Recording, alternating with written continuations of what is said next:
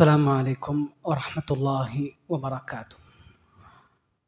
بسم الله الرحمن الرحيم. الحمد لله رب العالمين. الصلاة والسلام على رسول الله وعلى آله وصحبه أجمعين. أما بعد. أعوذ بالله من الشيطان الرجيم. يا أيها الذين آمنوا اتقوا الله حق تقاته ولا تموتن إلا وأنتم مسلمون. يا أيها الذين آمنوا اتقوا الله وقولوا قولا سديدا يصلح لكم أعمالكم ويغفر لكم ذنوبكم ومن يطع الله ورسوله فقد فاز فوزا عظيما. اللهم سبحانك لا علم لنا إلا ما علمتنا إنك أنت العليم الحكيم. رب اشرح لي صدري ويسر لي أمري واحلل عقدة من لساني يفقه قولي. അള്ളാഹുവിൻ്റെ മാർഗത്തിൽ ഞാനേറെ സ്നേഹിക്കുന്ന സഹോദരങ്ങളെ, സഹോദരിമാരെ, പ്രിയപ്പെട്ട സുഹൃത്തുക്കളെ, മരിച്ചാലും മരിക്കാത്ത നന്മകളെ പറ്റിയിട്ട് നബി സല്ലല്ലാഹു അലൈഹി വസല്ലമ ഒരിക്കൽ സ്വഹാബിമാരോട് സംസാരിക്കുന്നുണ്ട്. ഒരാൾ മരിച്ചാലും ബാക്കിയാകുന്ന 3 കാര്യങ്ങൾ. അള്ളാഹുവിൻ്റെ റസൂൽ സല്ലല്ലാഹു അലൈഹി വസല്ലം പറഞ്ഞു, സദഖത്തുൻ ജാരിയ, ജാരിയായ സദഖ, വലദുൻ സാലിഹുൻ യദ്ഉ ലഹു, അവന് വേണ്ടി പ്രാർത്ഥിക്കുന്ന സാലിഹായ മകൻ, മകൾ.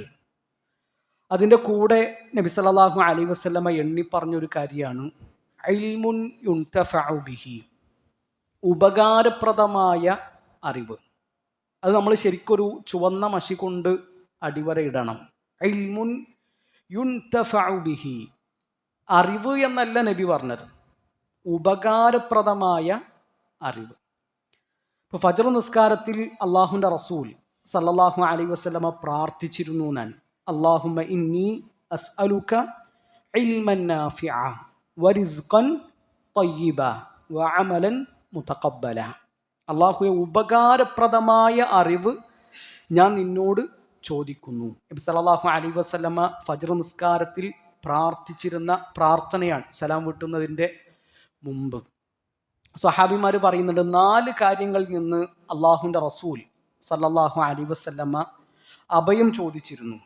അതിലൊന്ന് മിൻ ഖൽബിൻ ലാ യഖ്ശ, അള്ളാഹുവിനെ പേടിക്കാത്ത ഹൃദയം, അള്ളാഹുവിനെ പേടിക്കാത്ത ഖൽബ്, അതിൽ നിന്ന് നബി രക്ഷ ചോദിച്ചു. മിൻ ഇൽമിൻ ലാ യൻഫഅ, ഉപകാരമില്ലാത്ത അറിവ്. മിൻ നഫ്സിൻ ലാ തശ്ബഅ, എത്ര കിട്ടിയാലും മതിയാകാത്തൊരു മനസ്സ്, ആർത്തിയുള്ള മനസ്സ്.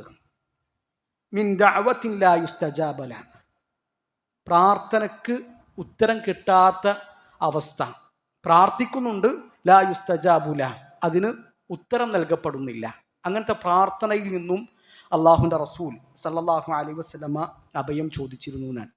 അപ്പോൾ ഇവിടെയൊക്കെ നമ്മൾ ശ്രദ്ധിക്കേണ്ട കാര്യം, ഇൽമിനെ പറ്റി പറഞ്ഞത് അത് ഉപകാരപ്രദമാകണം എന്നാണ്. ഇപ്പോൾ ഇൽമുണ്ടായ പോരാ, ആ ഇൽമ് ഉപകാരപ്രദമാകണം. എപ്പോഴാണ് ഒരു ഇൽമ് ഉപകാരപ്രദമാവുക? അറിഞ്ഞതനുസരിച്ച് പ്രവർത്തിക്കുമ്പോഴാണ്, ജീവിതം മാറുമ്പോഴാണ്, പഠിച്ച കാര്യങ്ങൾക്കനുസരിച്ച് നമ്മുടെ രീതികൾ ക്രമീകരിക്കുമ്പോഴാണ്. പ്രിയപ്പെട്ടവരെ, ഇൽമ് എന്നത് അതൊരിക്കലും വെറുതെ കിട്ടുന്നൊരു സംഗതിയല്ല. മേലനങ്ങാതെ, പണിയെടുക്കാതെ, പരിശ്രമിക്കാതെ, ഉറക്കമൊഴിക്കാതെ ഒന്നും കിട്ടുന്നതല്ല ഇൽമ് എന്നത്. ഇപ്പോൾ ഇബ്നുൽ ജൗസി റഹിമഹുല്ലാഹു തആലയെ പറ്റി പറയലുണ്ട്, അദ്ദേഹം ടോയ്ലറ്റിലേക്ക് പോകുമ്പോൾ മകളെ പുറത്ത് നിർത്തിയിട്ട് മകള് പുറത്തുനിന്ന് കിതാബ് വായിച്ചു കൊടുക്കുകയാണ്. കാരണം ടോയ്ലറ്റിൽ ഇരുന്നിട്ട് കിതാബ് വായിക്കാൻ പറ്റില്ലല്ലോ. അപ്പോൾ ആ സമയം പോലും എങ്ങനെയെങ്കിലുമൊക്കെ പ്രയോജനപ്പെടുത്താനാണ് അവർ ശ്രദ്ധിച്ചിരുന്നത്. ഇബ്നുൽ ജൗസി റഹിമഹുല്ലാഹു തആല 500-ലധികം ഗ്രന്ഥങ്ങൾ രചിച്ചിട്ടുണ്ട് എന്നാണ്. എന്തുകൊണ്ട് അവർക്കത് കഴിഞ്ഞത്? അത് അവരുടെ ഇഖ്ലാസും അവരുടെ പരിശ്രമവുമായിരുന്നു. ഇബ്നു തബ്ബാൻ റഹിമഹുല്ലാഹ്, അദ്ദേഹം രാത്രി ഒരുപാട് സമയം ഇരുന്ന് വായിക്കും. വായിച്ച് വായിച്ച് ഉറക്കമില്ലാത്ത രാത്രികളായിരുന്നു. അങ്ങനെ പിന്നെ ഉമ്മ തടയാൻ തുടങ്ങി. ഉമ്മ ചീത്ത പറയും, പെട്ടെന്ന് പോയി കിടന്നുറങ്ങാൻ പറയും. അപ്പോൾ പിന്നെ ഇബ്നു തബ്ബാൻ്റെ പരിപാടി എന്താണെന്ന് വെച്ചാൽ വലിയൊരു പാത്രം കൊണ്ടുവന്നിട്ട് വിളക്ക് മറച്ചു വെക്കും. ഉമ്മ കിടന്നുറങ്ങിയെന്ന് കണ്ടാൽ ആ വിളക്ക് കത്തിച്ചിട്ട് വീണ്ടും പഠനം തുടങ്ങും. അതവർക്ക് ഇൽമിനോടുണ്ടായിരുന്നൊരു താല്പര്യമാണ്. അറിവിൻ്റെ വില എന്തായിരുന്നു എന്ന് അവർ തിരിച്ചറിഞ്ഞിരുന്നു. സഹീഹുൽ ബുഖാരി 3 ദിവസം കൊണ്ട് വായിച്ചു തീർത്ത ഒരാളുണ്ട് ചരിത്രത്തിൽ, ഖതീബുൽ ബഗ്ദാദി. സഹീഹുൽ ബുഖാരി മുഴുവൻ 3 ദിവസങ്ങൾ കൊണ്ടാണ് അദ്ദേഹം വായിച്ചു തീർക്കുന്നത്. അപ്പൊ ഈ ഇൽമ് എന്നതിൻ്റെ വിലയും ഇൽമ് പഠിക്കുക എന്നത് ഇബാദത്താണെന്നും അത് ഏറ്റവും അമൂല്യമായൊരു സംഗതിയാണെന്നും തിരിച്ചറിയുന്ന ഒരാൾക്ക് ഇതിനൊക്കെ കഴിയുകയുള്ളൂ. ഞാൻ പറയുന്നത് അവരെപ്പോലെ ഒന്നും ആയിട്ടില്ല എങ്കിലും നമ്മുടെ ദീൻ അത് വ്യവസ്ഥാപിതമായി പഠിക്കാൻ നമുക്ക് കഴിയുന്നുണ്ടോ എന്ന് നമ്മൾ ആലോചിക്കുക. സ്ഥിരമായിട്ട് ദീന് പഠിക്കാൻ എന്ത് സംവിധാനമാണ് നമ്മൾ കണ്ടിട്ടുള്ളത്? മദ്രസയിൽ 5ാം ക്ലാസ്സിലോ 6ാം ക്ലാസ്സിലോ വെച്ചിട്ട് നമ്മൾ ദീനിൻ്റെ പഠനം നിർത്തിയിട്ടുണ്ടാകും. പിന്നെ എവിടെന്നെങ്കിലുമൊക്കെ പ്രസംഗം കേൾക്കുന്നുണ്ടാകും, ആഴ്ചയിൽ ഒരു ഖുത്ബ കിട്ടുന്നുണ്ടാകും. അതല്ലാതെ വ്യവസ്ഥാപിതമായിട്ടൊരു പഠനം നമ്മുടെ ജീവിതത്തിൽ ഉണ്ടോ എന്ന് ശരിക്ക് ഗൗരവത്തിൽ നമ്മൾ ഓരോരുത്തരും ചിന്തിക്കണം. ഏതായാലും ഈ ഞായറാഴ്ചകളിൽ നടക്കുന്ന ദർസുകൾ അത് നമുക്ക് വലിയൊരു മുതൽക്കൂട്ടാണ്. അള്ളാഹു നമ്മളിൽ നിന്ന് സ്വീകരിക്കട്ടെ. ഉപകാരപ്രദമായ അറിവ് അള്ളാഹു നമുക്ക് എല്ലാവർക്കും വർദ്ധിപ്പിച്ചു തരട്ടെ. പ്രിയപ്പെട്ടവരെ, ഇന്ന് നമ്മൾ ഫിഖ് പഠനത്തിന് വേണ്ടി തിരഞ്ഞെടുത്തിട്ടുള്ള ദിവസമാണ്. നമ്മൾ ഷെയ്ഖ് ഇബ്നു ബാസ് റഹിമഹുല്ലാഹു തആലയുടെ അദ്ദുറൂസുൽ മുഹിമ്മ ലിആമത്തിൽ ഉമ്മ, നമ്മളെപ്പോലെയുള്ള ആളുകൾക്ക് വേണ്ടി ഷെയ്ഖ് ഇബ്നു ബാസ് റഹിമഹുല്ലാഹു തആല തയ്യാറാക്കിയ ഒരു ചെറിയ ഗ്രന്ഥം. നിലവിൽ നമ്മൾ പഠിച്ചുകൊണ്ടിരിക്കുന്നത് മയ്യിത്ത് പരിപാലനമാണ്. അതിൽ മയ്യിത്ത് കുളിപ്പിക്കുന്നത് വരെയാണ് നമ്മൾ പറഞ്ഞു നിർത്തിയിട്ടുള്ളത്. അവസാനത്തെ ക്ലാസ്സിൽ നമ്മൾ ചർച്ച ചെയ്തത് മയ്യിത്ത് കുളിപ്പിക്കുന്നവർ അറിഞ്ഞിരിക്കേണ്ട പ്രധാനപ്പെട്ട ചില മസ്അലകളാണ്. ഇനി നമ്മൾ അടുത്തൊരു ഭാഗത്തേക്ക് നീങ്ങുകയാണ്. ഷെയ്ഖ് പറയാണ്, ഖാമിസൻ, 5ാമതായിട്ട്. 4 ചർച്ചകൾ കഴിഞ്ഞു, ഇനി 5ാമത്തൊരു ചർച്ചയാണ് തക്ഫീനുൽ മയ്യിത്ത്, മയ്യിത്തിനെ കഫൻ ചെയ്യൽ. അതാണ് ഇനി നമ്മുടെ വിഷയം. അപ്പോൾ മയ്യിത്ത് കുളിപ്പിച്ചു കഴിഞ്ഞാൽ പിന്നെ അടുത്ത സ്റ്റെപ്പാണ് മയ്യിത്തിനെ കഫൻ ചെയ്യുക എന്നത്. കഫന എന്ന് പറഞ്ഞാൽ മൂടുക, പൊതിയുക എന്നൊക്കെയാണ് അർത്ഥം.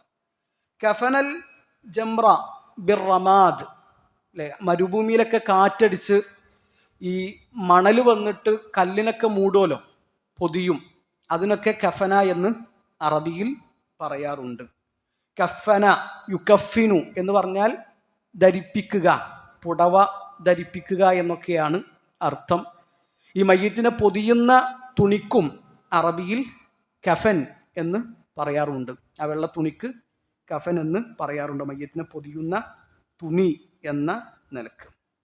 അപ്പോൾ ആ തക്ഫീനുൽ മയ്യിത്താണ് നമ്മുടെ വിഷയം. എന്താണ് തക്ഫീനുൽ മയ്യിത്തിൻ്റെ ഹുക്മ്? ഒരാൾ മരിച്ചു കഴിഞ്ഞാൽ, ഒരു മുസ്ലിമായ മനുഷ്യൻ മരിച്ചു കഴിഞ്ഞാൽ അയാളെ കുളിപ്പിക്കുക എന്നുള്ളത് ഫർള് കിഫായയാണ്. അല്ലെ, ഫർള് കിഫായ എന്ന് പറഞ്ഞാൽ ആരെങ്കിലും ഒരാൾ ചെയ്താൽ, ഒരു വിഭാഗം ചെയ്താൽ ബാക്കിയുള്ളവരൊക്കെ ആ ഉത്തരവാദിത്തത്തിൽ നിന്ന് ഒഴിവായി. ആരും ചെയ്തിട്ടില്ല എങ്കിൽ എല്ലാവരും കുറ്റക്കാരാണ്. അപ്പോൾ മയ്യിത്ത് കുളിപ്പിക്കുന്നതിൻ്റെ വിധി ഫർള് കിഫായയാണ്. അതുപോലെ തന്നെ തക്ഫീനുൽ മയ്യിത്ത്, മയ്യിത്തിനെ കഫൻ ചെയ്യുക എന്നതിൻ്റെ ഹുക്മും ഫർദ് കിഫായയാണ്. ഒരാൾ മരിച്ചു കഴിഞ്ഞിട്ട് ആ നാട്ടിൽ ആരും ആ മയ്യിത്തിനെ കഫൻ ചെയ്തിട്ടില്ല എങ്കിൽ എല്ലാവരും കുറ്റക്കാരാണ്. എന്നാൽ ആരെങ്കിലും കുറച്ച് ആൾക്കാർ ചെയ്താൽ ബാക്കിയുള്ളവരെന്തായി? ആ ഉത്തരവാദിത്തത്തിൽ നിന്ന് ഒഴിവായി എന്നതാണ് വിഷയം. അപ്പോൾ ഈ കഫൻ ചെയ്യുക എന്നുള്ളത് നിർബന്ധമാണെന്ന് പറയാനുള്ള തെളിവ്, ഹജ്ജത്തുൽ വിദാഇൻ്റെ സമയത്ത് അള്ളാഹുവിൻ്റെ റസൂൽ സല്ലല്ലാഹു അലൈഹി വസല്ലമയുടെ കൂടെ ഹജ്ജ് ചെയ്തിരുന്നൊരു സ്വഹാബി ഉണ്ട്. ആ സ്വഹാബി ഒട്ടകപ്പുറത്തുനിന്ന് വീണു, പിന്നെ മരിക്കുകയാണ് ചെയ്തത്. ഇഹ്റാമിലായിരിക്കെയാണ് ആ സ്വഹാബി മരിച്ചത്. അപ്പോൾ ആ സ്വഹാബിയുടെ വിഷയത്തിൽ അള്ളാഹുവിൻ്റെ റസൂൽ സല്ലല്ലാഹു അലൈഹി വസല്ലം പറഞ്ഞു, യഗ്സിലൂഹു ബിമാഇൻ വസിദിരിൻ, വെള്ളം കൊണ്ടും താളി കൊണ്ടും നിങ്ങൾ ആ മനുഷ്യനെ കുളിപ്പിക്കുക. വകഫിനൂഹു ഫീ സൗബൈൻ, 2 കഷ്ണം തുണികളിലായിട്ട് നിങ്ങൾ അദ്ദേഹത്തെ കഫൻ ചെയ്യുകയും ചെയ്യുവിൻ നബിൻ്റെ കൽപ്പനയാണ്.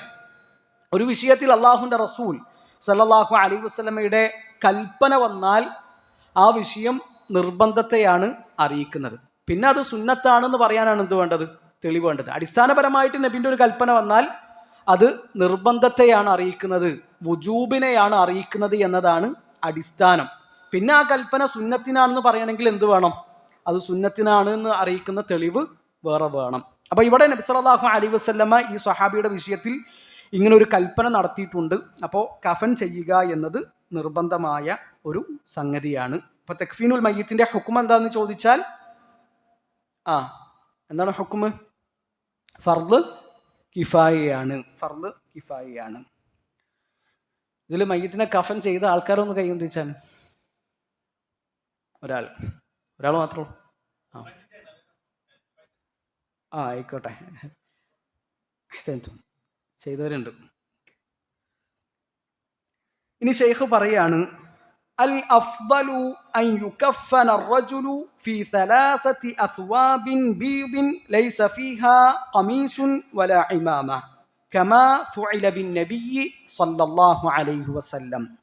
മയ്യിത്തിനെ കഫൻ ചെയ്യുമ്പോൾ ഏറ്റവും നല്ല രൂപം എന്ന് പറഞ്ഞാൽ, അതായത് പുരുഷനെ കഫൻ ചെയ്യുന്ന രൂപമാണ് പറയുന്നത്, 3 കഷ്ണം വെള്ള തുണികളിലായിട്ട് കഫൻ ചെയ്യുക എന്നതാണ് ഏറ്റവും നല്ലത്. 3 കഷ്ണം തുണി എന്ന് പറഞ്ഞാൽ നീളത്തിലുള്ള 3 തുണികൾ, ഏതല്ല, മേൽക്കുപ്പായല്ല.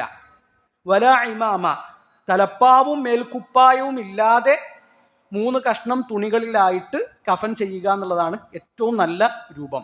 അതിന് അദ്ദേഹം പറയുന്ന കാര്യം കമാ ഫുഇല ബിൻ നബിയ്യി സല്ലല്ലാഹു അലൈഹി വസല്ലം, നബി സല്ലല്ലാഹു അലൈഹി വസല്ലമയെ കഫൻ ചെയ്തതുപോലെ. അപ്പോൾ അള്ളാഹുവിൻ്റെ റസൂൽ സല്ലല്ലാഹു അലൈഹി വസല്ലമ അങ്ങനെയാണ് കഫൻ ചെയ്തിട്ടുള്ളത്.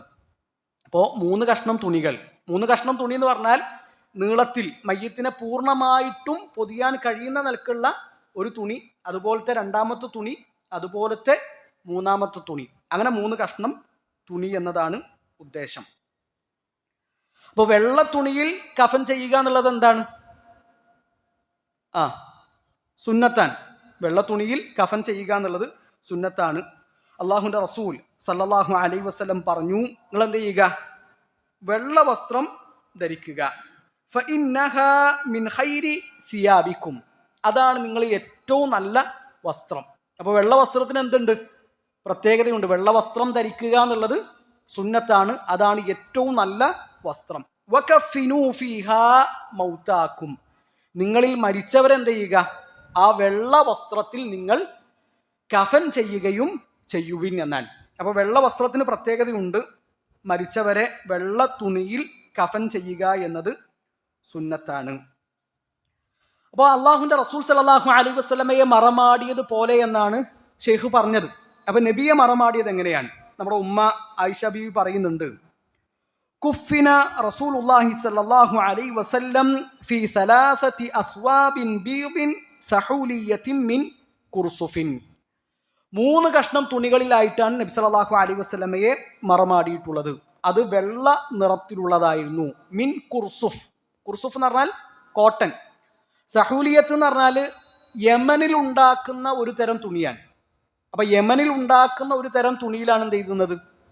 അള്ളാഹുവിൻ്റെ റസൂൽ സല്ലല്ലാഹു അലൈഹി വസല്ലമയെ സ്വഹാബിമാർ കഫൻ ചെയ്തിട്ടുള്ളത്.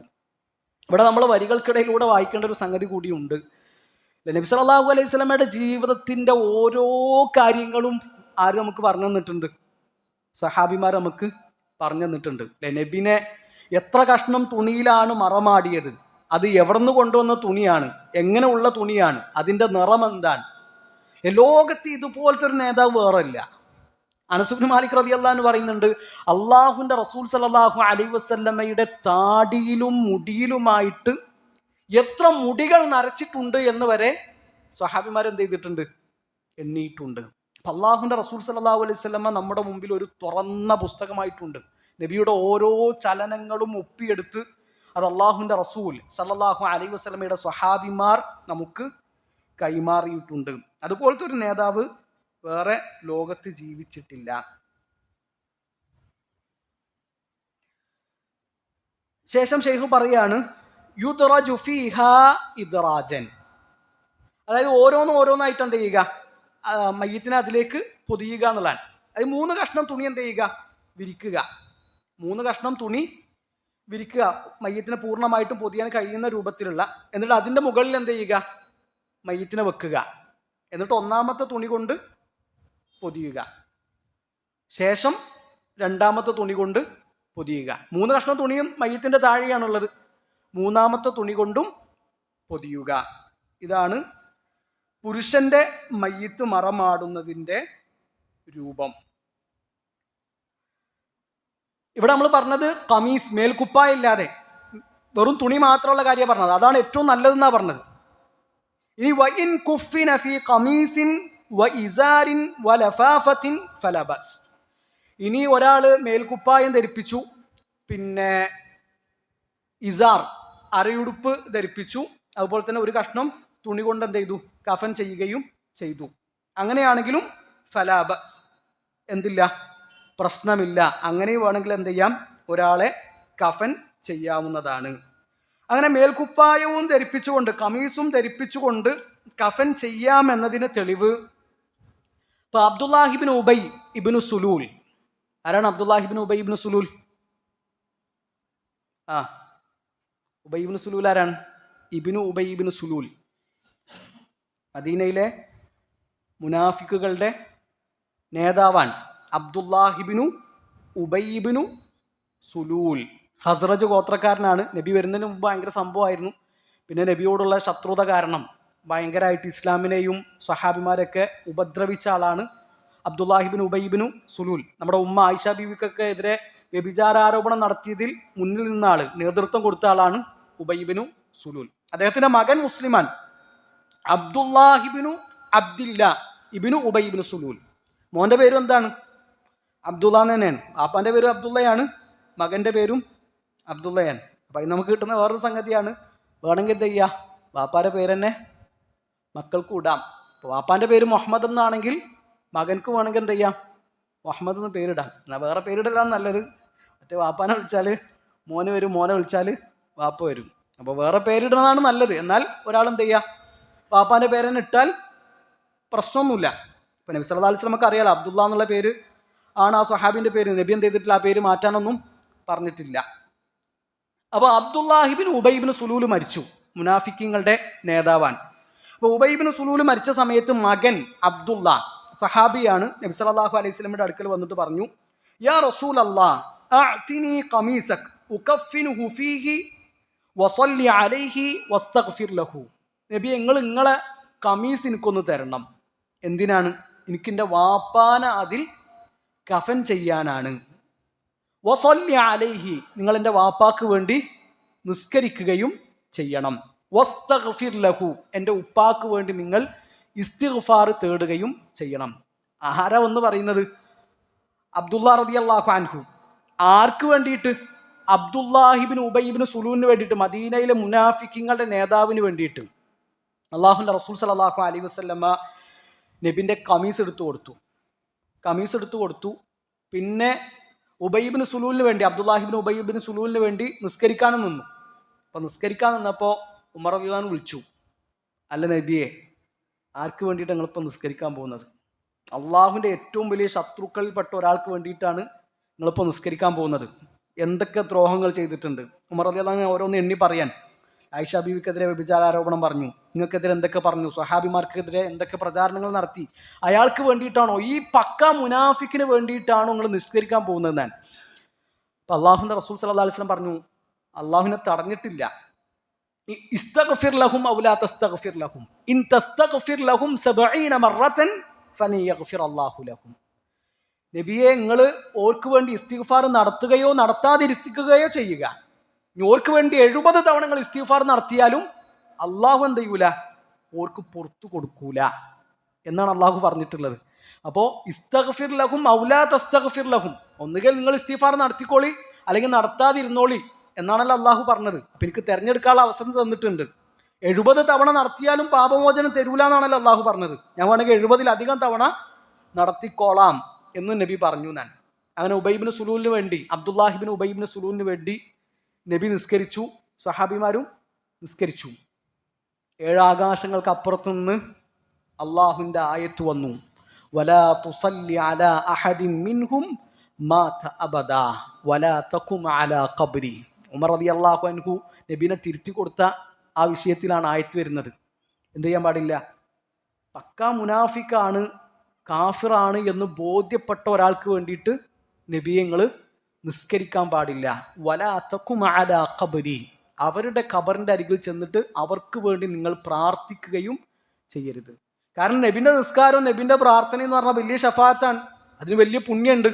പക്ഷെ അത് ആർക്കും ഉപകാരപ്പെടൂല? ഈ മുനാഫിക്കങ്ങളായ ആളുകൾക്ക് ഉപകാരപ്പെടൂല. പിന്നീട് ഒരിക്കൽ പോലും അള്ളാഹുവിൻ്റെ റസൂൽ സല്ലല്ലാഹു അലൈഹി വസല്ലം അങ്ങനെ മുനാഫിക്കാണ് എന്ന് അറിയപ്പെട്ട ഒരാൾക്ക് വേണ്ടിയിട്ട് എന്ത് ചെയ്തിട്ടില്ല? നിസ്കരിച്ചിട്ടില്ല. അപ്പം ഈ ആയത്തിറങ്ങുന്നത് അബ്ദുല്ലാഹിബ്നു ഉബൈബ്നു സുലൂലിൻ്റെ വിഷയത്തിലാണ്.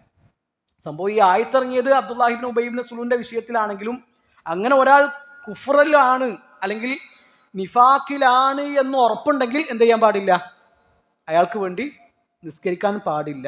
ആയത്തിറങ്ങിയത് അബ്ദുല്ലാഹിബ്നു ഉബൈബ്നു സുലൂലിൻ്റെ വിഷയത്തിലാണെങ്കിലും ഇതിൻ്റെ വിധി എല്ലാവർക്കും ബാധകമാണ്.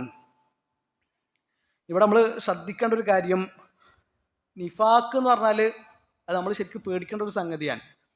നിഫാക്ക് രണ്ട് തരത്തിലുണ്ട്, രണ്ട് തരത്തിലുള്ള നിഫാക്കുണ്ട്. ഒന്ന് നിഫാക്കുൻ അക്ബറാൻ, വലിയ നിഫാക്കാണ്. രണ്ട് നിഫാക്കുൻ അസ്ഗറാൻ, ചെറിയ നിഫാക്കാണ്. ഈ വലിയ നിഫാക്ക് എന്ന് പറഞ്ഞാൽ ഓൻ്റെ ഉള്ളിൽ വിശ്വാസം ഉണ്ടാവില്ല. ഓൻക്ക് അള്ളാഹുവിലോ റസൂലിലോ മരണത്തിന് ശേഷമുള്ള ജീവിതത്തിലോ ഒന്നും വിശ്വാസം ഉണ്ടാവില്ല. എന്നാൽ ഓനും മദീന പള്ളി വന്നിട്ട് എന്ത് ചെയ്യുന്നുണ്ടാകും? നബിൻ്റെയും സഹാബിമാരുടെയും കൂടെ നിസ്കരിക്കുന്നുണ്ടാകും. ഉള്ളിൽ പക്ക കാഫിറാൻ, എന്നാൽ പുറത്തത് കാണിക്കൂല. പുറത്തോന് മുസ്ലിങ്ങളുടെ കൂടെയാണ്. അതാണ് നിഫാക്കുൻ അക്ബർ, വലിയ നിഫാക്ക്. അത് വിശ്വാസത്തിലുള്ള നിഫാക്കാൻ. ഒരു ബാക്കിയുള്ള കുഫാറുകളെക്കാളും കഠിനമായ ശിക്ഷ അനുഭവിക്കേണ്ടവരാണ് അവർ. ജൂതന്മാരെക്കാളും നസാറാക്കളെക്കാളും കഷ്ടത്തിലാണ്. അവരെ പറ്റിയിട്ടാണ് ഖുർആൻ പറഞ്ഞത്, ഇന്നൽ മുനാഫിഖീന ഫിദ്ദർക്കിൽ അസ്ഫലി മിനന്നാർ, നരകത്തിലെ ഏറ്റവും താഴെത്തട്ടിലാണ് ആ മുനാഫിക്കുകൾ. അത് വിശ്വാസത്തിലുള്ള നിഫാക്കാൻ, വലിയ നിഫാക്ക്. നിഫാക്കുൻ അക്ബർ, അവർ കാഫിറുകളാണ്, ഇസ്ലാമിന് പുറത്താണ്. എന്നാൽ നിഫാക്കുൻ അസ്ഗർ എന്ന് പറഞ്ഞാൽ, ചെറിയ നിഫാക്ക് എന്ന് പറഞ്ഞാൽ, ഇപ്പോൾ നബി സല്ലല്ലാഹു അലൈഹി വസല്ലം പറഞ്ഞല്ലോ, ആയത്തുൽ മുനാഫിക്കി സലാസുൻ, മുനാഫിക്കിന്റെ അടയാളങ്ങൾ 3 അർബഉൻ മൻ കുന്ന ഫീഹി കാന മുനാഫിക, ആരെങ്കിലും ജീവിതത്തിൽ 4 അടയാളങ്ങൾ ഉണ്ടെങ്കിൽ ഓന് മുനാഫിക്കാണ് എന്ന് പറഞ്ഞു. അതെന്താണ്? അത് ഇസ്ലാമിന് പുറത്തു പോകുന്ന നിഫാക്കല്ല. ഇപ്പൊ സംസാരിച്ചാൽ കളവ് പറയുക, വിശ്വസിച്ചാൽ ചതിക്കുക, വൈദ ആഹദ ഗദറ, വാഗ്ദാനം ചെയ്താൽ ലംഘിക്കുക, വൈദ ഖാസമ ഫജറ, പരസ്പരം പിണങ്ങിയാൽ തെറി വിളിക്കുക, ചീത്ത വിളിക്കുക, അതൊക്കെ നിഫാക്കിന്റെ അടയാളങ്ങളാണ്. എന്നാൽ അത് ചെയ്തു എന്ന കാരണം കൊണ്ട് എന്താവൂല? ഒരാൾ ഇസ്ലാമിൽ നിന്ന് പുറത്തു പോകൂല. അതൊക്കെ നിഫാക്കിന്റെ അടയാളങ്ങളാണ്. എന്നാൽ അത് ഇസ്ലാമിൽ നിന്ന് പുറത്തു പോകുന്ന വലിയ നിഫാക്കല്ല, അത് ചെറിയ നിഫാക്കാണ്. ഇപ്പൊ രണ്ടായാലും സംഗതി ഗൗരവം തന്നെയാണ്, രണ്ടും ഹറാം തന്നെയാണ്, രണ്ടും ഹറാം തന്നെയാണ്. എന്നാൽ ഒന്ന്, അയാൾ അങ്ങനെ മരിക്കുകയാണെങ്കിൽ കാലാകാലം അയാൾ നരകത്തിലായിരിക്കും. അത് കുഫ്റാണ്, ഇസ്ലാമിൽ നിന്ന് പുറത്തു പോകുന്ന നിഫാക്കാണ്. അത് നമ്മൾ ശരിക്ക് പേടിക്കേണ്ട ഒരു സംഗതിയാണ്, നിഫാക്ക് നമ്മുടെ ജീവിതത്തിൽ വരുന്നുണ്ടോ എന്നുള്ളത്. ഇപ്പൊ ഇബ്നു അബി മുലൈക്ക റഹിമഹുല്ലാ പ്രമുഖനായ താബിഈയാണ്. അദ്ദേഹം പറയുന്നുണ്ട്, അദ്റക്തു 30 മിൻ അസ്ഹാബിൻ നബി സല്ലല്ലാഹു അലൈഹി വസല്ലം, നബി സല്ലല്ലാഹു അലൈഹി വസല്ലമയുടെ 30 സ്വഹാബിമാരെ ഞാൻ കണ്ടിട്ടുണ്ട്. ഓരെല്ലാവരും നിഫാക്കിനെ പേടിക്കുന്നവരാണ്. കുല്ലുഹും യഖാഫു നിഫാഖ അലാ നഫ്സിഹി, എല്ലാവരും ഞാൻ മുനാഫിക്കായി പോകുമെന്ന് പേടിച്ചിരുന്നവരാണ്. അതാണ് ഉമർ ബിൻ ഖത്താബ് റളിയല്ലാഹു അൻഹു ഹുദൈഫ റളിയല്ലാഹു അൻഹു അടുക്കൽ വന്നിട്ട് ചോദിക്കുന്നത്. നബിന്റെ രഹസ്യ സൂക്ഷിപ്പുകാരൻ ഹുദൈഫ റളിയല്ലാഹു അൻഹു അടുക്കൽ വന്നിട്ട് ഉമർ റളിയല്ലാഹു അൻഹു ചോദിക്കുന്നുണ്ട്, ആ മുനാഫിക്കുകളുടെ ലിസ്റ്റിൽ എൻ്റെ പേരുണ്ടോന്ന്. അപ്പോൾ നമ്മൾ എന്ത് ചെയ്യണം? നിഫാക്കിനെ പേടിക്കണം. നിഫാക്കിനെ പേടിക്കുക എന്നുള്ളത് ഈമാനിൻ്റെ അടയാളവുമാണ്. അപ്പോൾ ഇവിടെ നമ്മൾ പറഞ്ഞത് ഇതാണ്, ഒരാൾ മേൽക്കുപ്പായത്തിൽ കമീസിൽ ഒരു മയ്യിത്ത് മറമാടുകയാണെങ്കിൽ അതിന് പ്രശ്നമൊന്നുമില്ല. അതിനുള്ള തെളിവാണ് ഈ അബ്ദുല്ലാഹിബ്നു ഉബൈബ്നു സുലൂൽ അദ്ദേഹത്തിൻ്റെ സംഭവം.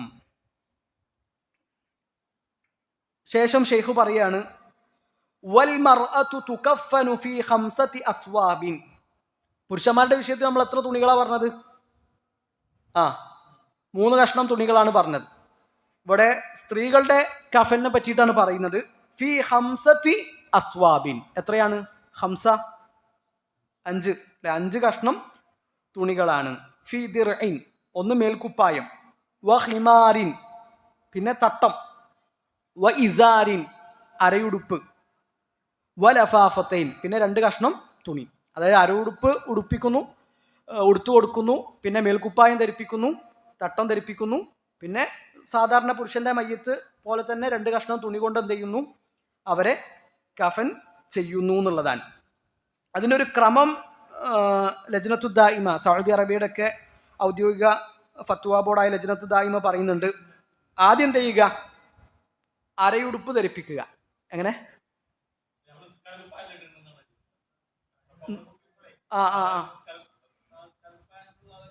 നിസ്കാര കുപ്പായം പ്രശ്നമൊന്നുമില്ല. അത് ശരീരം പൂർണ്ണമായിട്ടും അറിയാന്നുള്ളതാണ്.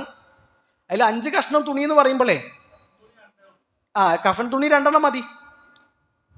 ഒന്നുകൂടി വിശദമായിട്ട് വരുന്നുണ്ട്, വിഷയങ്ങൾ വരുന്നുണ്ട്. അപ്പോൾ ഒന്ന് എന്ത് ചെയ്യുക?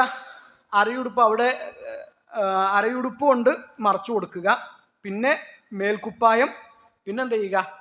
തട്ടം. അപ്പോൾ 3 ആയി. പിന്നെ 2 കഷ്ണം തുണി കൊണ്ട് എന്ത് ചെയ്യുക? പൊതിയുക. അപ്പോൾ ആദ്യം അരയുടുപ്പ്, പിന്നെ മേൽക്കുപ്പായം, പിന്നെ തട്ടം, പിന്നെ 2 കഷ്ണം തുണി. അതാണ് അതിൻ്റെ ക്രമം എന്ന് ലജ്നയുടെ ഒക്കെ ഫത്വയിൽ നമുക്ക് കാണാൻ പറ്റും. അതാദ്യം ഉണ്ടാവും. പിന്നെ അത് നമുക്ക് എന്ത് ചെയ്യാം? അടുത്ത തുണി വെച്ചിട്ട് എന്ത് ചെയ്യാം? ഊരി എടുക്കാം. എടുക്കാതിരിക്കുകയും ചെയ്യാം. എന്നാൽ ഏറ്റവും അഫ്ളലായ രൂപം നമ്മൾ പറയുന്നത് 3 കഷ്ണം തുണിയിൽ മാത്രമായിട്ട് മറവ് ചെയ്യാന്നുള്ളത്.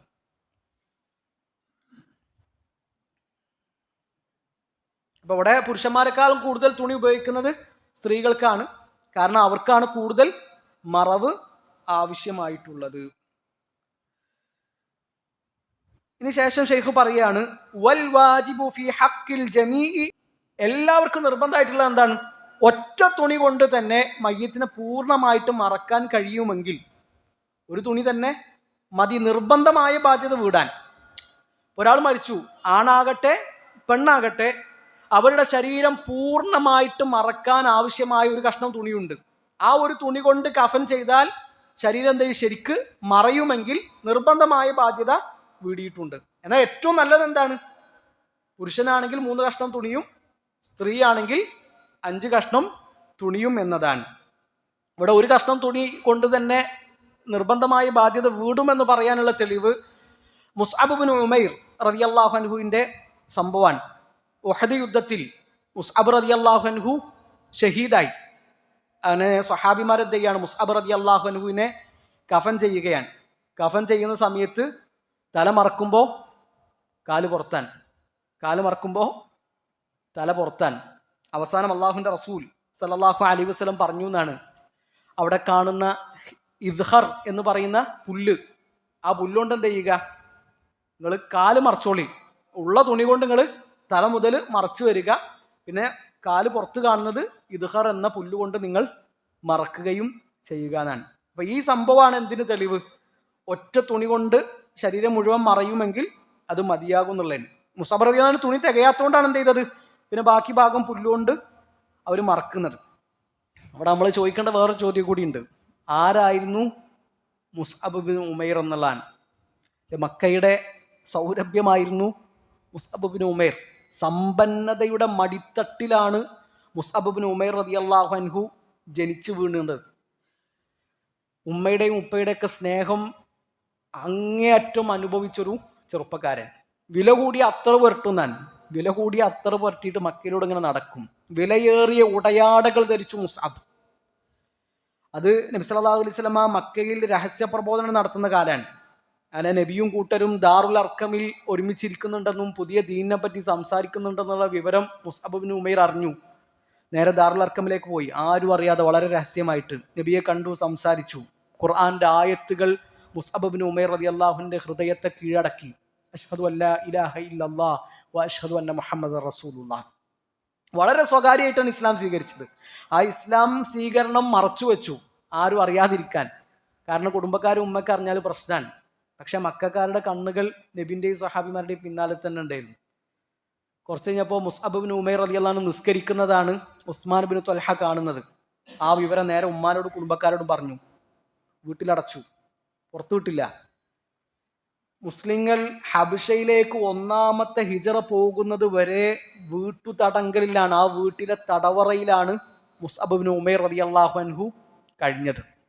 പിന്നെ ഹിജറ പോയ സമയത്ത് ഒരുവിധം രക്ഷപ്പെട്ട് ഹബഷയിലേക്ക് പോയി അല്ലെ. മദീനയിലേക്ക് നബി സല്ലല്ലാഹു അലൈഹി വസല്ലം നിയോഗിച്ച ദൂതനാണ് മുസ്അബ് ഇബ്നു ഉമൈർ. മുസ്അബിന്റെ ചരിത്രം മദീനയുടെ കൂടി ചരിത്രമാണ്. ബദറും ഉഹദും ഒക്കെ മുസ്അബിന്റെ കൂടി ജീവിതമാണ്. മുസ്അബ് ഇബ്നു ഉമൈറിന്റെ ചരിത്രം നമ്മളോട് പറയുന്നത് എന്താ വെച്ചാൽ, മക്ക ജീവിത കാലഘട്ടത്തിന്റെ ഒരു പ്രതീകമാണ് മുസ്അബ്. മക്കയിൽ വെച്ചിട്ട് ഒരു ചെറുപ്പക്കാരൻ ഇസ്ലാം സ്വീകരിക്കുകയാണെങ്കിൽ, നിങ്ങൾ സമ്പന്നനാണെങ്കിൽ നിങ്ങൾ ദരിദ്രനായിട്ട് മാറും. നിങ്ങളുടെ ഉപ്പയുടെയും ഉമ്മയുടെയും സ്നേഹവും ലാളനയും നിങ്ങൾ അനുഭവിച്ചിട്ടുണ്ട് എങ്കിൽ ഇസ്ലാം സ്വീകരിക്കുന്നതോടുകൂടി നിങ്ങൾക്ക് അതൊക്കെ നഷ്ടപ്പെടും. നിങ്ങൾ വിലയേറിയ ഉടയാടകൾ ധരിച്ചിട്ടുണ്ടെങ്കിൽ, നിങ്ങൾ വിലപിടിപ്പുള്ള അത്തറ് പുരട്ടിയിട്ടുണ്ടെങ്കിൽ, ഇസ്ലാം സ്വീകരിക്കുന്നതോടുകൂടി നിങ്ങൾക്കതൊക്കെ നഷ്ടപ്പെടും എന്നൊരു പാഠമാണ് മുസ്അബ് ഇബ്നു ഉമൈർ റളിയല്ലാഹു അൻഹു നമുക്ക് പറയാം. അതാണ് മക്ക ജീവിതം എന്ന് പറഞ്ഞാൽ. അതൊക്കെ നമ്മൾ ശരിക്കും വായിക്കണം. നബിയുടെയും സഹാബിമാരുടെ ഒക്കെ മക്ക ജീവിതകാലവും അവരുടെ ആ ത്യാഗമൊക്കെ. അപ്പോഴാണ് നമുക്കൊക്കെ ഒരു 2 റക്അത്തെങ്കിലും നിസ്കരിക്കണം, ഒരു പേജെങ്കിലും ഖുർആൻ ഓതണം, ഒരു 10 തസ്ബീഹെങ്കിലും അധികം ചൊല്ലണം എന്ന് തോന്നുക. അള്ളാഹു നമ്മളെ കാത്തു രക്ഷിക്കട്ടെ. അപ്പൊ ഇതാണ്, ഒറ്റ തുണി കൊണ്ട് തന്നെ ഒരാളെ പൂർണ്ണമായിട്ട് മറമാടാൻ കഴിയുമെങ്കിൽ ആ ഒരു തുണി തന്നെ ഒരാൾക്ക് മതിയാകും എന്നതിനുള്ള തെളിവ്.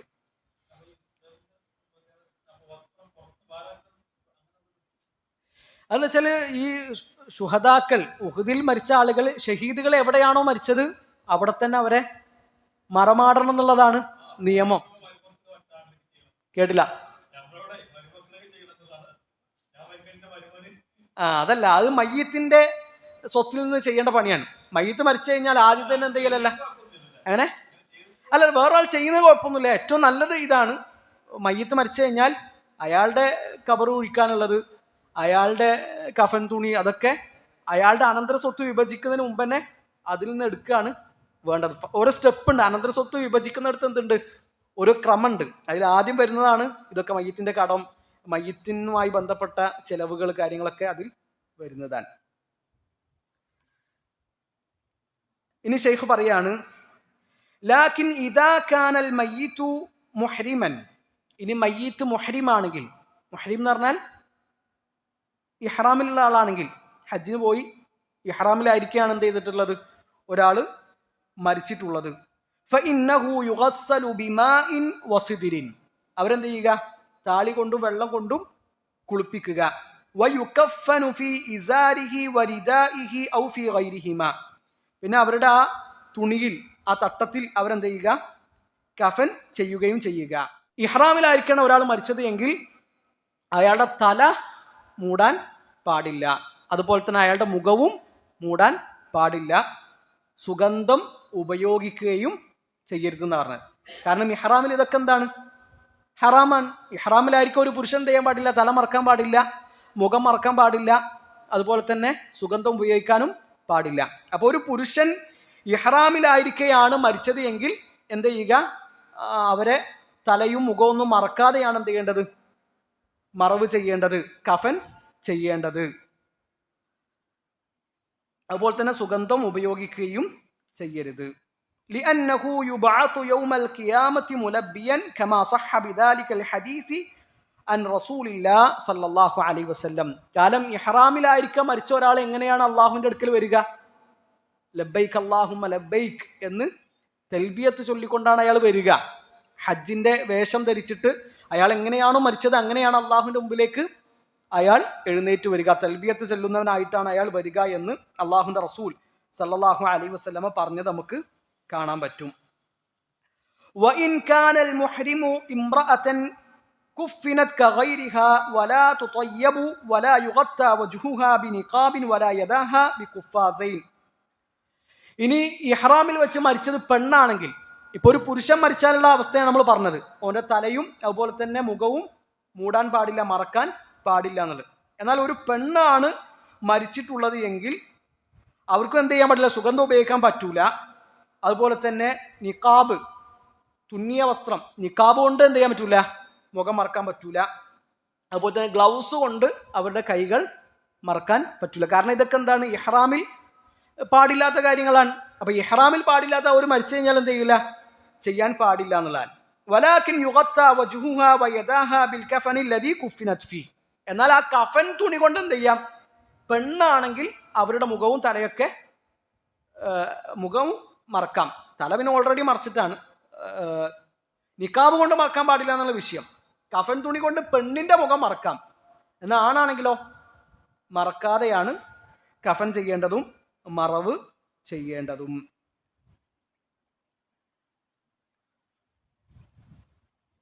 അപ്പൊ ഇതാണ് ഇഹ്റാമിലായിരിക്കെ ഒരാൾ മരിച്ചു കഴിഞ്ഞാൽ അയാളുടെ കഫൻ ചെയ്യുന്ന രൂപം.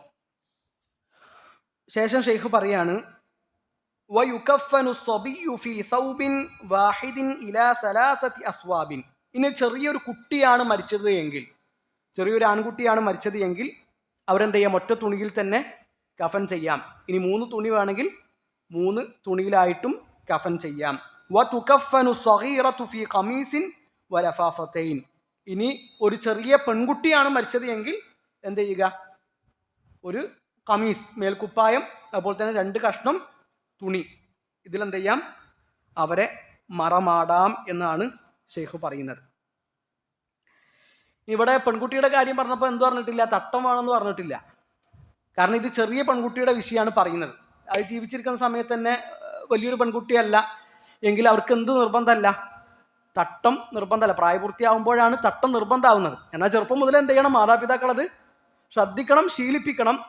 ഇനി അവർ മറച്ചിട്ടില്ല എങ്കിൽ അവർക്ക് എന്തില്ല, കുറ്റമില്ല. കുറ്റം തുടങ്ങുന്നത് എപ്പോഴാണ്, പ്രായപൂർത്തിയായാലാണ്. അതുകൊണ്ടാണ് ഇവിടെ ഷെയ്ഖ് അങ്ങനെ പറഞ്ഞിട്ടുള്ളത്, തട്ടം ഒഴിവാക്കി പറഞ്ഞിട്ടുള്ളത് എന്ന് അബ്ദുൾ റസാഖ് അൽ ബദർ ഹഫിളുള്ള ആ വരി വിശദീകരിക്കുമ്പോൾ അതിൻ്റെ ഷർഹ് ചെയ്യുമ്പോൾ പറയും, നമുക്ക് കാണാൻ പറ്റും. ഇനി ഇവിടെ നമ്മൾ പറഞ്ഞല്ലോ, ഇഹ്റാമിലായിരിക്കാൻ മരിക്കുകയാണെങ്കിൽ സുഗന്ധം ഉപയോഗിക്കാൻ പറ്റൂല എന്ന് പറഞ്ഞു.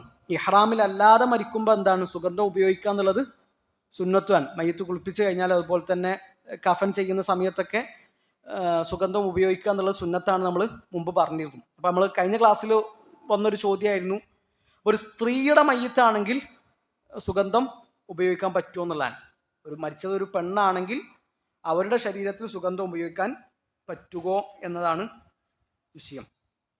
അപ്പോൾ അവിടെ നമ്മൾ ശ്രദ്ധിക്കേണ്ട 2 ഹദീസുകൾ. ഒരു സ്ത്രീയുടെ മയ്യത്ത് സുഗന്ധം പുരട്ടുന്നതിൽ എന്തില്ല, പ്രശ്നമില്ല. അതിന് തെളിവായിട്ടുള്ളത് 2 ഹദീസുകളാണ്. ഒന്ന് ഉമ്മു അത്തിയ റളിയല്ലാഹു അൻഹയുടെ ഹദീസാണ്. അള്ളാഹുവിൻ്റെ റസൂൽ സല്ലല്ലാഹു അലൈഹി വസല്ലമയുടെ മകൾ മരിച്ചു, അവർ മയ്യത്ത് കുളിപ്പിച്ചുകൊണ്ടിരിക്കുകയാണ്. അപ്പോൾ നബി പറഞ്ഞു, യഗ്സിൽനഹാ സലാസൻ ഔ ഖംസൻ ഔ അക്സറ മിൻ ദാലിക്. 3 തവണയോ 5 തവണയൊക്കെ നിങ്ങൾ കുളിപ്പിക്കുക. ഇനി 5 തവണ കുളിപ്പിച്ചിട്ടും ശരിയായിട്ടില്ല, ശരിക്ക് ശുദ്ധിയായിട്ടില്ല എന്ന് തോന്നുകയാണെങ്കിൽ അതിലധികവും നിങ്ങൾ കുളിപ്പിക്കുക. നമ്മൾ പറഞ്ഞിട്ടുണ്ട്, മയ്യത്ത് കുളിപ്പിക്കുന്നത് ഒരു നിശ്ചിത പരിധി ഇല്ല. മയ്യത്ത് ശുദ്ധിയാകുന്നവരെ എന്ത് ചെയ്യാം, കുളിപ്പിക്കാം. അത് ഒറ്റയിൽ അവസാനിപ്പിക്കുക എന്നുള്ളതാണ് സുന്നത്ത്. എന്നിട്ട് ആ ഹദീസിൽ അള്ളാഹുവിൻ്റെ റസൂൽ സല്ലല്ലാഹു അലൈഹി വസല്ലമ ആ മയ്യത്ത് കുളിപ്പിച്ചുകൊണ്ടിരിക്കുന്ന സ്വഹാബി വനിതകളോട് പറഞ്ഞൊരു കാര്യം, വജഅൽന ഫിൽ ആഖിറതി കാഫൂറ ഔ ശൈഅൻ മിൻ കാഫൂർ. അതിൽ അവസാനം ഒഴിക്കുന്ന വെള്ളത്തിന് എന്ത് ചെയ്യുക, നിങ്ങൾ കർപ്പൂരം കലർത്തുക. കർപ്പൂരം കലർത്തിയിട്ട് എന്ത് ചെയ്യുക, ആ വെള്ളമാണ് നിങ്ങൾ ഒഴിച്ചു കൊടുക്കേണ്ടത് എന്ന് അള്ളാഹുവിൻ്റെ റസൂൽ സല്ലല്ലാഹു അലൈഹി വസല്ലമ പറഞ്ഞു. അപ്പോൾ ഈ കർപ്പൂരം എന്നുള്ളത് എന്താണ്, സുഗന്ധാണ് അല്ലേ. കർപ്പൂരം എന്നുള്ളത് സുഗന്ധാണ്. അതിന് കുറേ കാര്യങ്ങൾ ഷെയ്ഖ് ഇമാം ഇബ്നു ഹജർ റഹിമഹുള്ള പറയുന്നുണ്ട്, എന്തുകൊണ്ടാണ് കർപ്പൂരം കൊണ്ട് അവസാനത്തെ കുളിപ്പിക്കൽ നടത്താൻ പറഞ്ഞിട്ടുള്ളതെന്നുള്ളത്. ഒന്ന്, അത് സുഗന്ധാണ്. മയ്യത്തിനെ കാണാൻ വരുന്നവർക്കും മയ്യത്തിന് അരികിൽ ഇരിക്കുന്നവർക്കും അതുപോലെ തന്നെ മലക്കുകൾക്കൊക്കെ ഉള്ളൊരു സുഗന്ധം എന്ന നിലക്കാണ്. 2, അത് പ്രാണികളെ തടയും. മയ്യത്തിൻ്റെ ശരീരത്തിൽ വന്നിട്ട് പ്രാണികളൊക്കെ ഇരിക്കുന്നത് എന്ത് ചെയ്യും, ഈ കർപ്പൂരം ഒഴിച്ച വെള്ളം കൊണ്ട് കുളിപ്പിക്കുമ്പോൾ ഉണ്ടാകൂല എന്നുള്ളതാണ്. പിന്നെ മയ്യത്തിനൊരു തണുപ്പാണ്, കർപ്പൂരം എന്നുള്ളത് തണുപ്പാണ്. അപ്പോൾ ഇതൊക്കെ ഉണ്ടാകാൻ വേണ്ടിയിട്ടാണ് എന്ത് പറഞ്ഞത്, അത് അവസാനത്തേതാക്കാൻ പറഞ്ഞത്. ആദ്യത്തെ കുളിപ്പിക്കൽ തന്നെ ഈ കർപ്പൂരം ഒഴിച്ച വെള്ളം കൊണ്ട് കുളിപ്പിച്ചിട്ട് പിന്നെ വേറെ വെള്ളം ഒഴിക്കുകയാണെങ്കിൽ ആ സുഗന്ധവും ഇതൊക്കെ പോകും. അപ്പം അത് പോകാതിരിക്കാനാണ് എന്ത് ചെയ്തത്, അവസാനത്തേതാക്കാൻ പറഞ്ഞിട്ടുള്ളത്. അപ്പം ഇതാണ് ഒരു തെളിവ്. അവിടെ സുഗന്ധമാണല്ലോ, കർപ്പൂരം എന്നുള്ളത് സുഗന്ധമാണ്. ഈ സുഗന്ധം ആർക്കാണ് ഉപയോഗിക്കുന്നത്, നബി സല്ലല്ലാഹു അലൈഹി വസല്ലമയുടെ മകൾക്കാണ്. അപ്പോൾ ഒരു സ്ത്രീക്കും എന്ത് ചെയ്യാം, മരിച്ചു കഴിഞ്ഞാൽ അവരുടെ മയ്യത്തിന് സുഗന്ധം ഉപയോഗിക്കാം എന്നതിനുള്ള ഒരു തെളിവ് ഇതാണ്. 2ാമത്തെ ഒരു ഹദീസ് അസ്മാ ബിൻത് അബീ ബക്കർ റളിയല്ലാഹു അൻഹയുടെ ഹദീസാണ്. ആയിഷ റളിയല്ലാഹു അൻഹയുടെ സഹോദരി ഉപ്പയൊത്ത സഹോദരിയാണ് അസ്മാ ബിൻത്ത് അബീബക്കർ റളിയല്ലാഹു അൻഹ. അസ്മാ ബിൻത്ത് അബീബക്കർ റളിയല്ലാഹു അൻഹ പറയുന്നുണ്ട്, അജ്മിറു സിയാബി ഇദാ മിത്തു സുമ്മ ഹന്നിതൂനി. ഞാൻ മരിച്ചു കഴിഞ്ഞാൽ നിങ്ങൾ എന്ത് ചെയ്യുക, എൻ്റെ കഫൻ പുടവ അജ്മിറു എന്ന് പറഞ്ഞാൽ ഈ ഊത് കൊണ്ടൊക്കെ പുകക്കലാണ്. ഈ ഊത് കൊണ്ടൊക്കെ പുകക്കുന്നതിനാണ് എന്ത് പറയുക, അജ്മിറു എന്ന് പറയുക. സുമ്മ ഹന്നിതൂനി, ഹന്നിതൂനി എന്ന സുഗന്ധം പുരട്ടുക.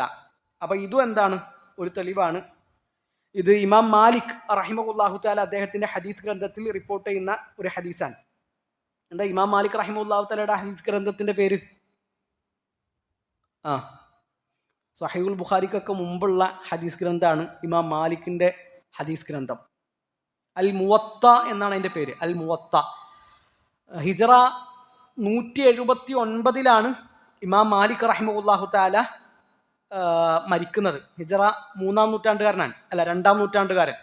179 മരിച്ചു. ഇമാമു ദാരിൽ ഹിജറ, മദീനയിലെ ഇമാം എന്നാണ് ഇമാം മാലിക് റഹിമഹുല്ലാഹു തആല അറിയപ്പെടുന്നത്.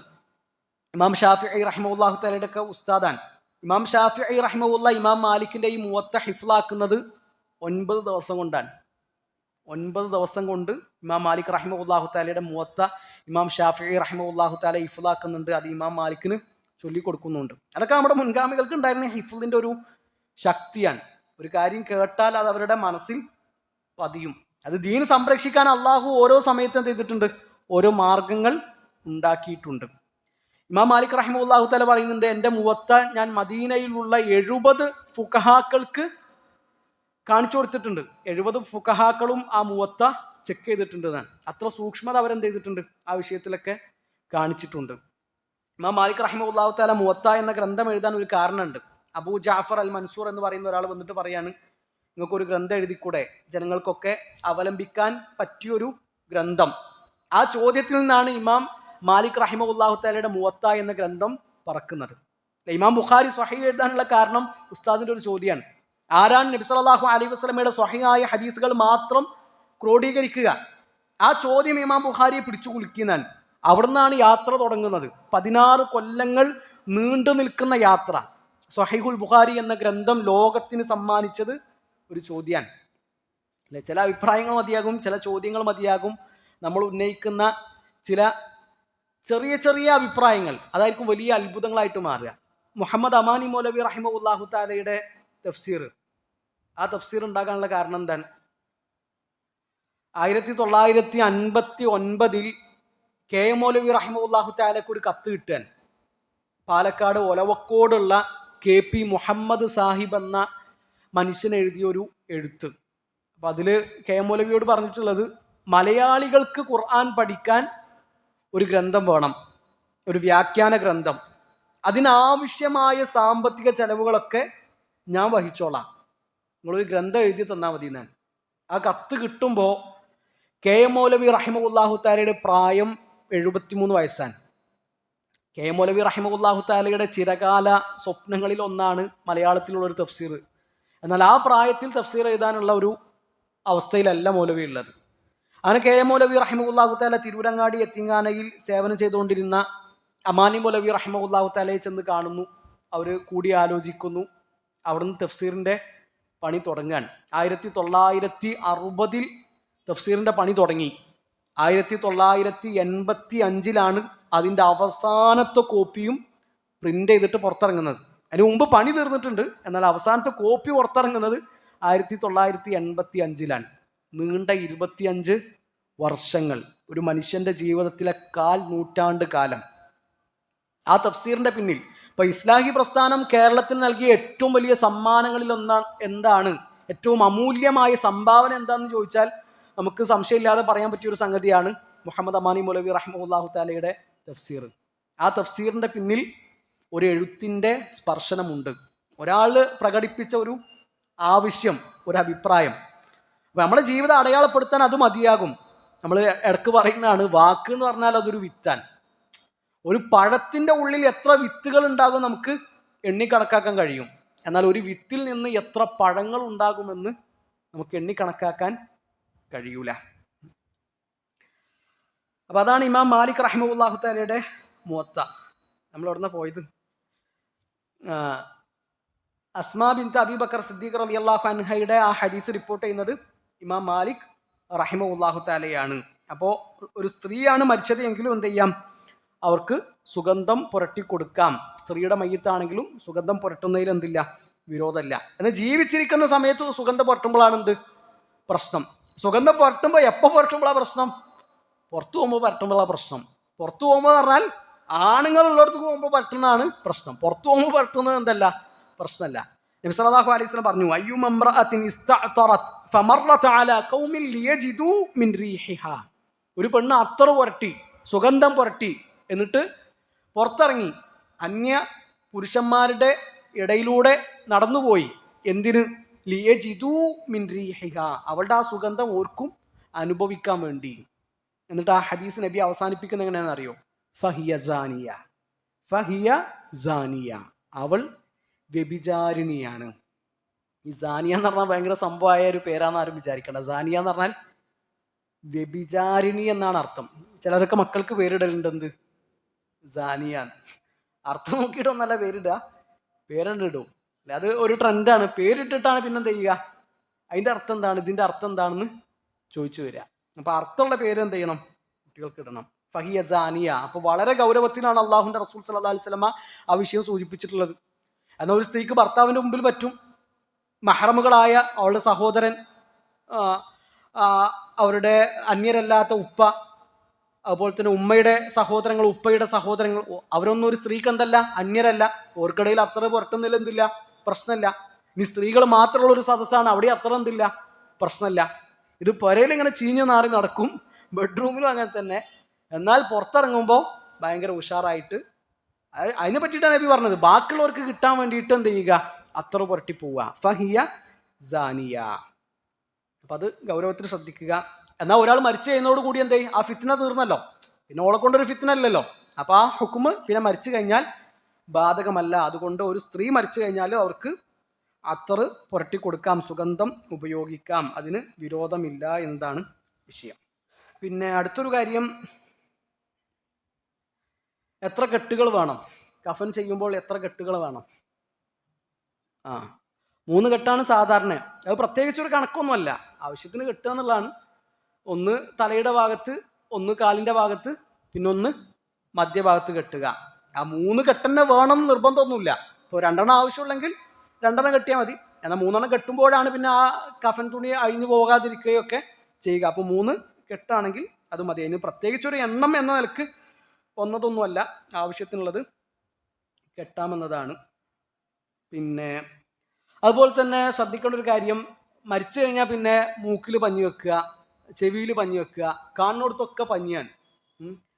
അപ്പം അങ്ങനെ എല്ലായിടത്തും പഞ്ഞി വെച്ചിട്ട് കാണുന്നവർക്കൊരു ഭീകര രൂപമാക്കിയിട്ട് ആ മയ്യത്തിനെ മാറ്റേണ്ട ആവശ്യം ഇല്ല. ആവശ്യം ഉണ്ടെങ്കിൽ എന്ത് ചെയ്താൽ മതി, പഞ്ഞി വെച്ചാൽ മതി.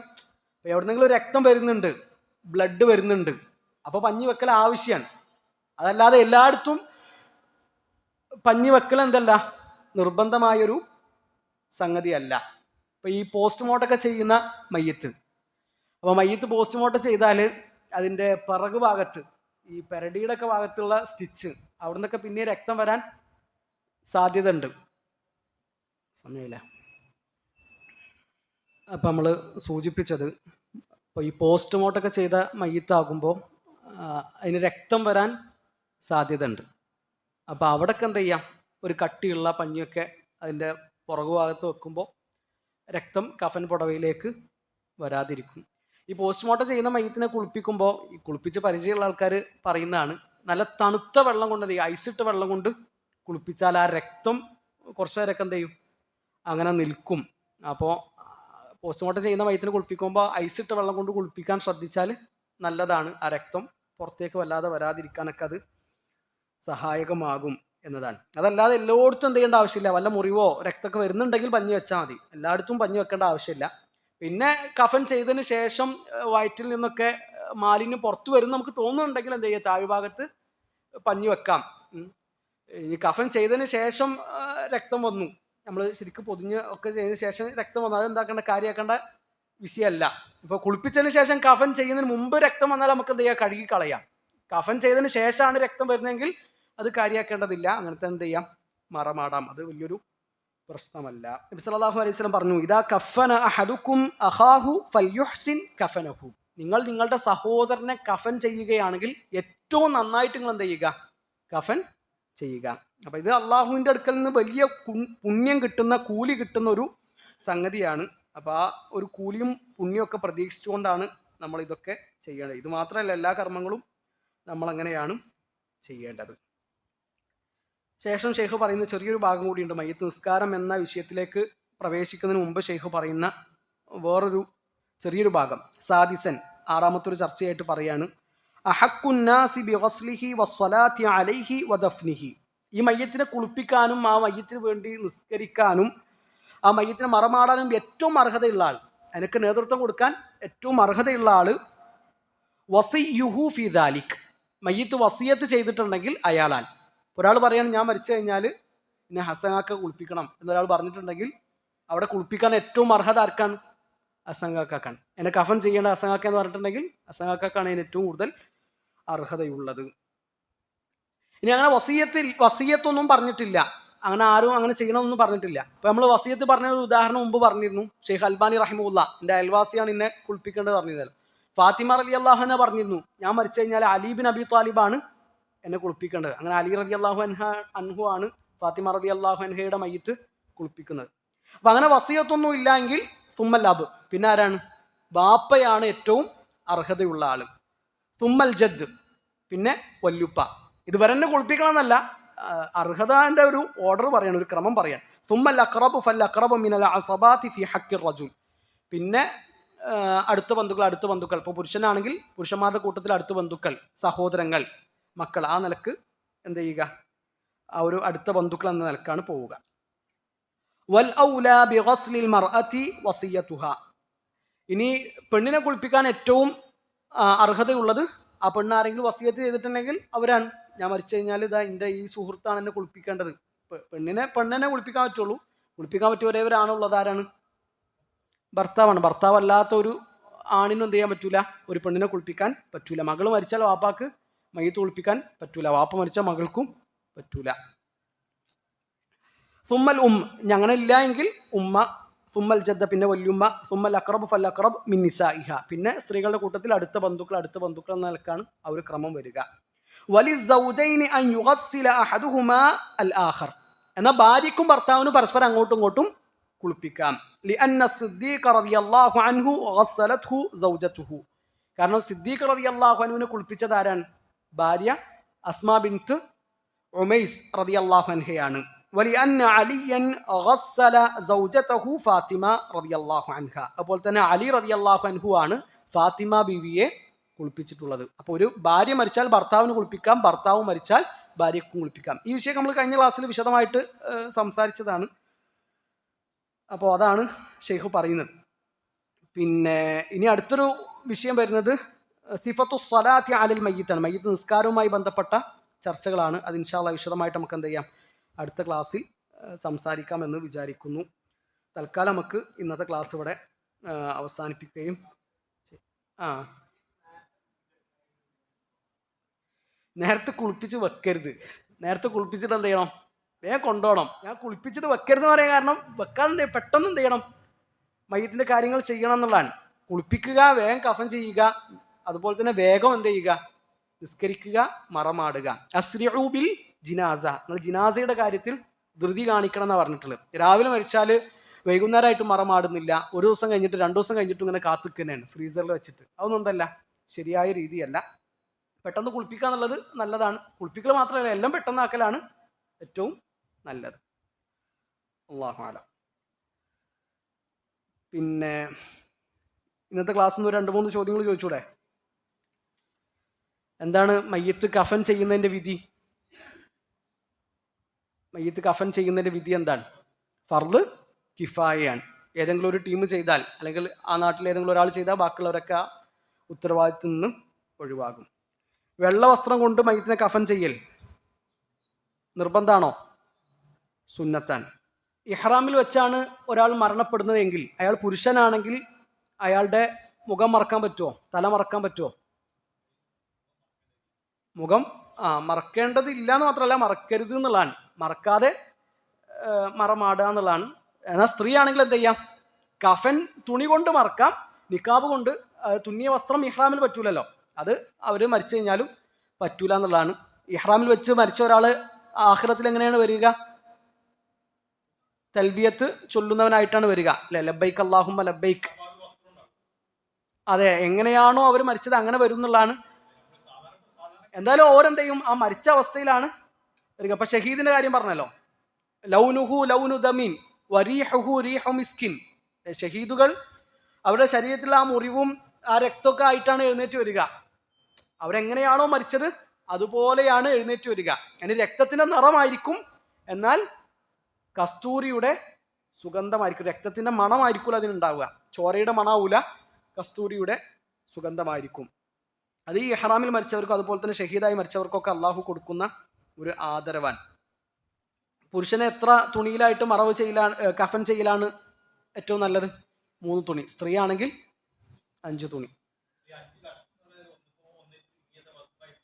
അതെ അതെ, നമ്മൾ പറഞ്ഞല്ലോ, ഒന്ന് അരയുടുപ്പ്, പിന്നെ ഒന്ന് മേൽക്കുപ്പായം, പിന്നെ ഒരു തട്ടം. ആ നിലക്കാണ് നമ്മൾ 3 എണ്ണം എണ്ണിയത്. പിന്നെ 2 കഷ്ണം തുണി. നമ്മുടെ നാട്ടിൽ നിസ്കാര കുപ്പായം എന്ന നിലക്കും വരുന്നുണ്ട്. അതെ അതെ, അത് വെച്ച് ഇതാണ് മെയിൻ കാര്യം. എന്താണ്? പൂർണ്ണമായിട്ട് മയ്യത്തിനെ ഒറ്റ തുണി കൊണ്ട് മറമാടിയാൽ എന്തായി? നിർബന്ധമായ ബാധ്യത വീടി. പിന്നെ പൂർണ്ണമായ നിലക്കും മയ്യത്തിനെ കഫൻ ചെയ്തിട്ടുണ്ടെങ്കിൽ അത് മതി. ഏറ്റവും നല്ല രൂപം എന്ന നിലക്കാണ് ഈ 3 കഷ്ണം തുണി, 5 കഷ്ണം തുണി എന്നുള്ളതൊക്കെ പറഞ്ഞിട്ടുള്ളത്. അല്ലാഹു അലം. തൽക്കാലം നമുക്കിവിടെ അവസാനിപ്പിക്കാം. ഇതാണ് തക്ഫീനുമായി ബന്ധപ്പെട്ട് നമ്മൾ അറിഞ്ഞിരിക്കേണ്ട ചില മസ്അലകൾ. കൂടുതൽ പഠനവിധേയമാക്കുക. അള്ളാഹു ഉപകാരപ്രദമായ അറിവ് നമുക്കെല്ലാവർക്കും വർദ്ധിപ്പിച്ചു തരട്ടെ.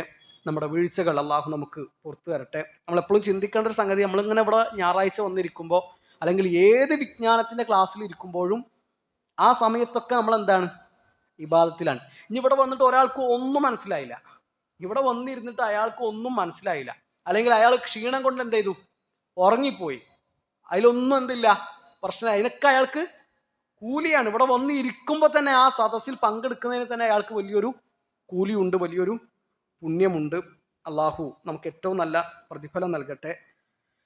നമ്മൾ വിചാരിക്കുന്ന പോലെയല്ല അള്ളാഹുവിൻ്റെ കൂലിയും അള്ളാഹുവിൻ്റെ ഔദാര്യമൊന്നും. ഇപ്പോൾ 2 റക്അത്ത് ഫജ്റിൻ്റെ മുമ്പുള്ള 2 റക്അത്ത് സുന്നത്തിനെ പറ്റിയിട്ടാണ് പറഞ്ഞത്. ഖൈറും മിനദ് ദുനിയ വമാ ഫീഹ അല്ലേ. അലിഫ് ലാം മീം എന്ന് ഓതിയാൽ ഒരു ഹർഫിന് 10 കൂലിയാണ്. പിന്നെ അള്ളാഹു ഉദ്ദേശിക്കുന്ന അത്ര വർദ്ധിപ്പിച്ചു തരും. അത് ഓരോരുത്തരുടെ ഇഖ്ലാസ് അനുസരിച്ചിട്ടാണ് അല്ലേ. ആ അലിഫ് ലാം മീം എന്ന് ഓതാൻ നമുക്ക് എത്ര സമയം വേണം? അപ്പം അതൊക്കെ അള്ളാഹുവിൻ്റെ ഒരു റഹ്മത്തും അള്ളാഹുവിൻ്റെ കാരുണ്യവും അള്ളാഹുവിൻ്റെ ഔദാര്യവുമാണ്. അപ്പം ആ വമ്പിച്ച കൂലി കൊതിച്ചുകൊണ്ട് നമ്മൾ ഇരിക്കുക. അള്ളാഹു നമ്മളിൽ നിന്ന് സ്വീകരിക്കട്ടെ. അഖൂലു ഖൗലി ഹാദാ അസ്തഗ്ഫിറുല്ലാഹ ലി വലക്കും വലിജമീഇൽ മുസ്ലിമീൻ. അസ്സലാമു അലൈക്കും വറഹ്മത്തുള്ളാഹി വബറകാതുഹു. സുബ്ഹാനകല്ലാഹുമ്മ വബിഹംദിക അഷ്ഹദു അൻ ലാ ഇലാഹ ഇല്ലാ അൻത അസ്തഗ്ഫിറുക വഅതൂബു ഇലൈക്.